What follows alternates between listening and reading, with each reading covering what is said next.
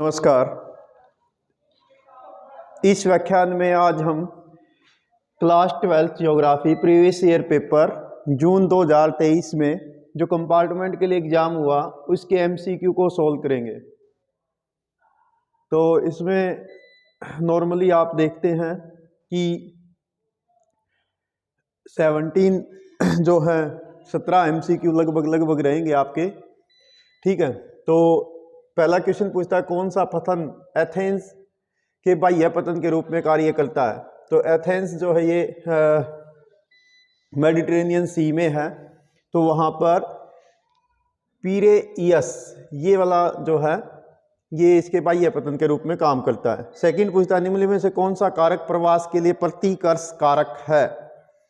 तो इनमें से है जो पुश फैक्टर है, यानी प्रतिकर्ष पुश फैक्टर जो है वो कौन सा है, तो वो है प्राकृतिक आपदाएं। नेक्स्ट इसी प्रकार से कहता है निम्न में से कौन सा एक अंतर्राष्ट्रीय व्यापार का आधार नहीं है।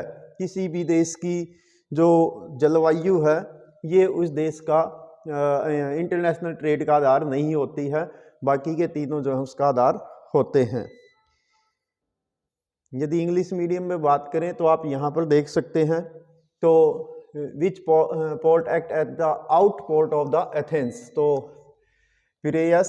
देन कहता है which among the following factor is push factor, तो वो आएगा नेचुरल डिजास्टर। देन पूछता है which one of the following is not the base of the international trade, तो आंसर आएगा climate of a country. Next कहता है निम्न में से कौन सा जनांकीय संक्रमण सिद्धांत की विशेषता है। जनांकीय संक्रमण की विशेषता, तो इसका उपयोग किसी भी क्षेत्र की भावी जनसंख्या का पूर्वानुमान करने के लिए किया जाता है। ठीक है, तो ए सही है इसका उत्तर। नेक्स्ट कहता है मुंबई पोताश्रय के निम्न में से कौन सी एक विशेषता है। तो मुंबई जो है भारत का सबसे बड़ा प्राकृतिक पोताश्रय है, ये इसका आंसर आएगा। नेक्स्ट क्वेश्चन है छठा, निम्न में से कौन सा एक सुमेलित है जिसका पेयर सही है। तो इनमें से सही सुमेलित है कर्नाटक बेल्लारी।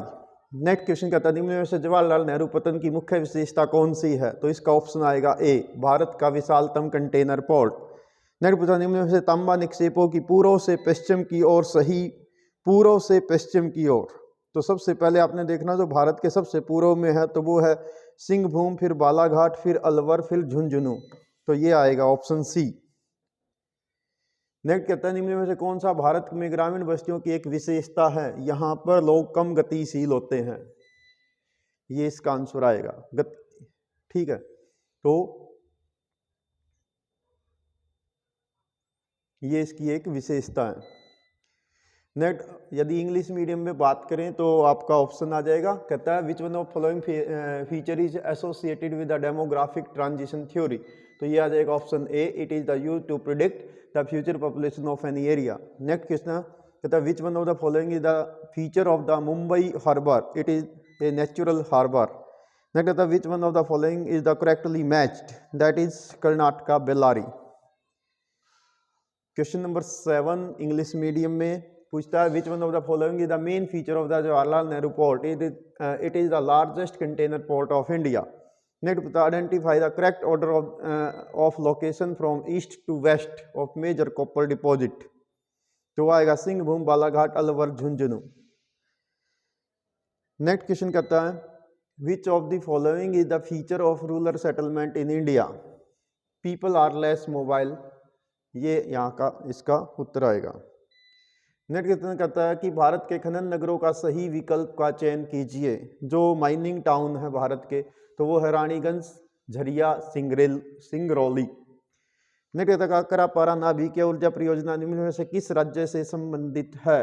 काकरापारा गुजरात। ठीक है, नेक्स्ट ऑप्शन है कथन, और दो कथन दिए गए हैं, इनमें से विकल्प देखना। कह रहा अंतर्राष्ट्रीय व्यापार विभिन्न राष्ट्रों के बीच सीमाओं के आर पार वस्तुओं और सेवाओं का आदान प्रदान करता है। कथन सेकंड कहता है राष्ट्रों को व्यापार करने की आवश्यकता उन वस्तुओं को प्राप्त करने के लिए होती है जिन्हें वे स्वयं उत्पादित नहीं करते। तो इसका ऑप्शन आ जाएगा ऑप्शन डी, दोनों कथन सही है, और कथन 2 जो है वो कथन 1 का सही कारण प्रस्तुत करता है। नेक्स्ट ऐसा ही क्वेश्चन है तीसरा, क्वेश्चन नंबर 13, निम्नलिखित कथनों पर विचार कीजिए।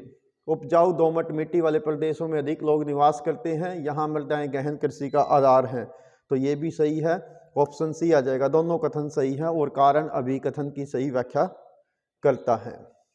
तो यदि इंग्लिश मीडियम में देखें तो क्वेश्चन नंबर 10 का आंसर आपका आ जाएगा रानीगंज झरिया सिंगरौली, जो आपसे पूछा गया था माइनिंग टाउन के रूप में। देन पूछता काकरापारा, ये गुजरात में है। देन आपसे क्वेश्चन पूछा गया है कि ये स्टेटमेंट दी गई है, तो इसका ऑप्शन आ जाएगा डी। तो अप्रोप्रिएट रूप से ये मैच करता है। ठीक है, इंटरनेशनल ट्रेड और उसके बेसिक्स के बारे में है। नेक्स्ट क्वेश्चन नंबर 13 में ऑप्शन सी सही रहेगा। Both statement are correct. Fertile loamy soil area are more people living on them because the soil are the base of the intensive agriculture. ये इसका ऑप्शन सी सही है। Next ऐसा ही question है, क्वेश्चन नंबर 14। ये कथन दिया गया कि कभी कभी बस्तियां भौतिक रूप से एक दूसरे से पृथक अनेक इकाइयों में बट जाती, किंतु उन सब का नाम एक रहता है। किसी विशाल गांव का ऐसा खंडी भवन प्राय सामाजिक मानव जातीय कारकों द्वारा अभिप्रेरित होता है। तो इसका ऑप्शन भी सी सही रहेगा। नेक्स्ट आपका ये एक पैराग्राफ दिया गया है बीआरओ के बारे में, इसको आप पढ़ेंगे और नीचे दिए गए आंसरों का क्वेश्चन का उत्तर देंगे।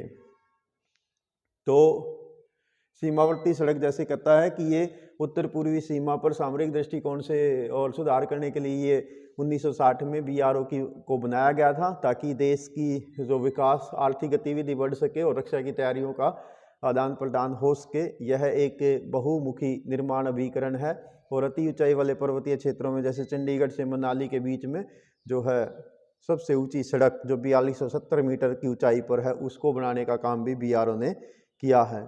सामरिक दृष्टि से संवेदनशील क्षेत्रों में सड़कें बनाने और अनुरक्षण करने के साथ साथ बीआरओ अति ऊंचाई वाले क्षेत्रों में बर्फ हटाने की जिम्मेवारी भी संभालता है।